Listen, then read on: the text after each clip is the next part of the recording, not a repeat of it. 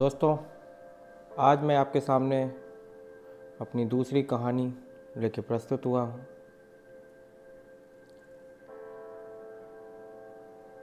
कहानी का शीर्षक है भगवान की लाठी में आवाज़ नहीं होती। कहानी स्टार्ट होती है एक छोटे से गांव में रहने वाले जंग बहादुर सिंह के।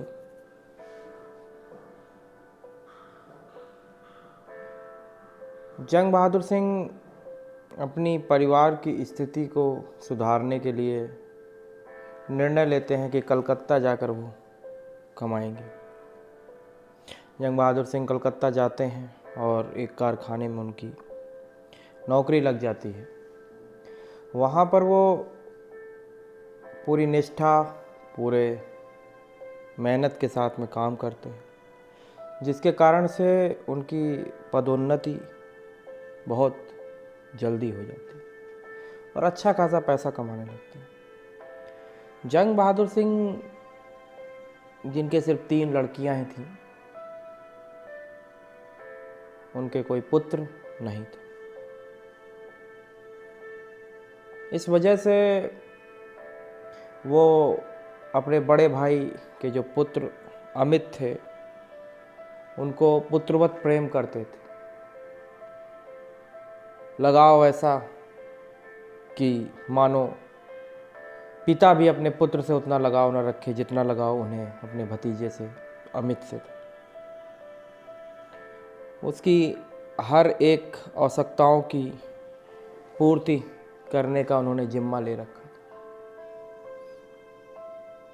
अमित बहुत मेधावी था पढ़ने। अमित को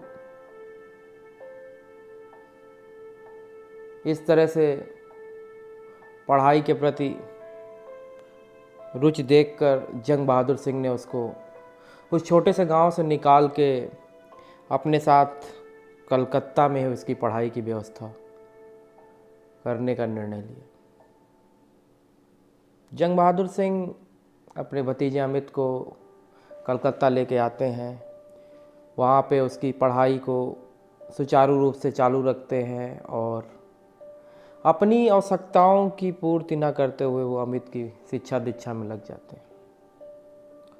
इधर वो जब भी गांव आते तो लोग उन्हें बोलते, कटाक्ष करते कि आपके तो 3 लड़कियां हैं, आप अपनी सारी संपत्ति, सारा पैसा जो कमा रहे हैं वो अपने भतीजे और अपने भाइयों पे लगा दे रहे हैं। आगे जब आपकी लड़की का विवाह होगा तो कहाँ से लाएंगे पैसा। तब जंग बहादुर सिंह इस चीज़ का जवाब देते थे कि मैंने एक चांदी का वृक्ष लगाया है। वो चांदी का वृक्ष जब भी मेरे ऊपर विपत्ति पड़ेगी तो मैं उस वृक्ष को हिलाऊंगा और ये पृथ्वी जो है चांदी से पड़ जाएगी। इतना विश्वास था उन्हें अपने भतीजे पर, अमित पर। अमित समय के साथ साथ पढ़कर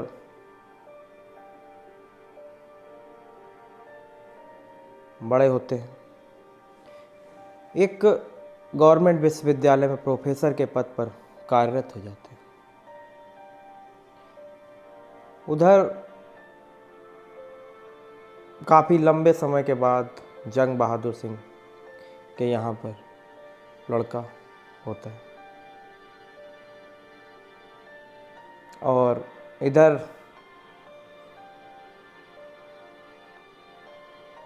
अमित की शादी एक अच्छे सम्भ्रांत परिवार में तय हो जाती है। वहाँ पर उसका विवाह संपन्न होता है, जिसमें गर्मजोशी के साथ धन का अच्छा खासा अमाउंट खर्चा करते हैं जंग बहादुर सिंह अपने भतीजे अमित की शादी में, क्योंकि कभी तो उन्होंने तो अमित को अपने से अलग माना ही नहीं था।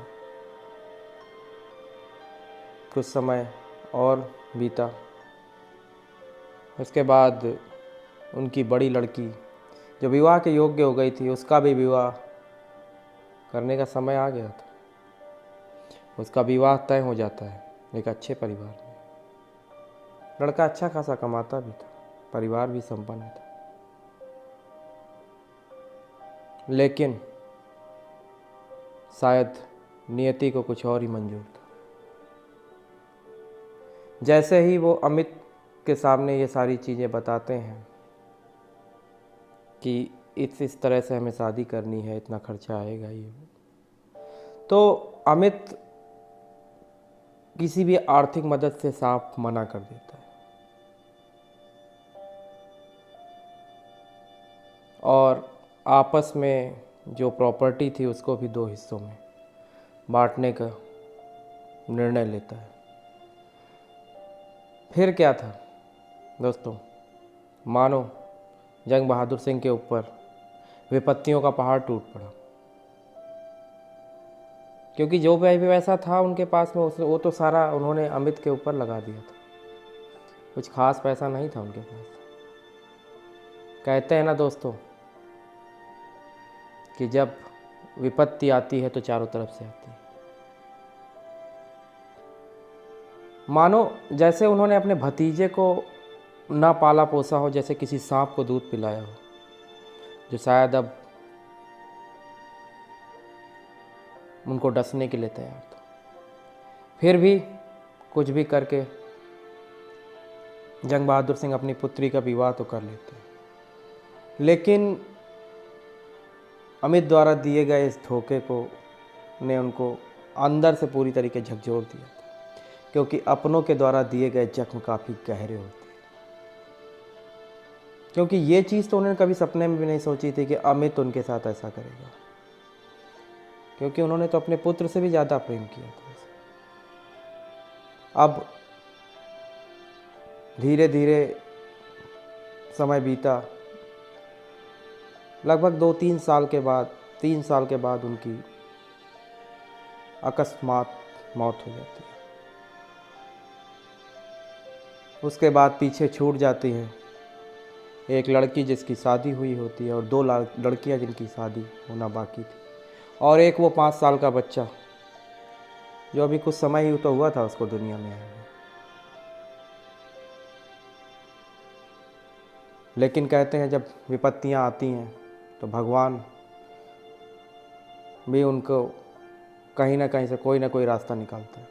जंग बहादुर सिंह की पत्नी एक अच्छे सम्भ्रांत परिवार से थी।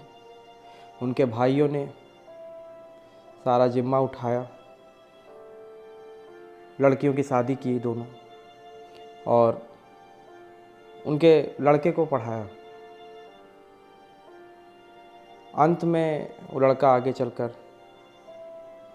प्राइमरी स्कूल में टीचर बन जाता है। इधर अमित जो कि जंग बहादुर सिंह का भतीजा है, उसने मानो कि बहुत बड़ी विजय हासिल कर ली हो। सब कुछ उसके साथ अच्छा ही तो हो रहा था, मानो भगवान की सारी कृपा उसी के ऊपर बरस रही हो। वो घमंड में मस्त मदमस्त घूम रहा था, क्योंकि उसका एक लड़का इंजीनियर बन गया था, गवर्नमेंट इंजीनियर बन गया था, एक लड़का प्रोफेसर बन गया था। लेकिन धीरे धीरे समय बीता, वो रिटायरमेंट हो गए। रिटायरमेंट होने के बाद अमित को एक जांच के दौरान ये मालूम पड़ा कि उसे कैंसर हो गया। कैंसर थर्ड स्टेज में था। ये सब जानने के बाद उनके दोनों लड़के 2-3 बार इलाज कराने के लिए घर आए, ले गए, लेकिन बार बार इलाज के लिए आने के लिए उन लोगों ने अपने पिताजी को बोला कि पिताजी हम पैसे तो दे सकते हैं, लेकिन बार बार इलाज के लिए नहीं आ सकते। अब कैंसर जैसी बीमारी से पीड़ित अमित अंदर अंदर घुटने लगा। पीड़ा उसकी दिन प्रतिदिन बढ़ती गई। स्थिति ऐसी हो गई कि उठना बैठना मुश्किल हो गया। दर्द असहनीय था। जब भी कोई देखने के लिए आता था तो उससे अमित एक ही बात कहता था, शायद जो मैंने अपने कर्म किए थे उसी की सज़ा भगवान मुझे दे रहा है। अंत में काफ़ी लंबे पीड़ा के बाद अमित का देहावसान हो जाता है। इसीलिए कहते हैं ना दोस्तों कि ज़िंदगी में हम जो भी करते हैं उसका फल भगवान हमें इसी जन्म में देते हैं। ऐसा ही तो हुआ था अमित के साथ। कहते हैं ना दोस्तों कि भगवान की लाठी में आवाज़ नहीं होती। इतनी सी थी मेरी कहानी दोस्तों। Thank you. जय हिंद, जय भारत।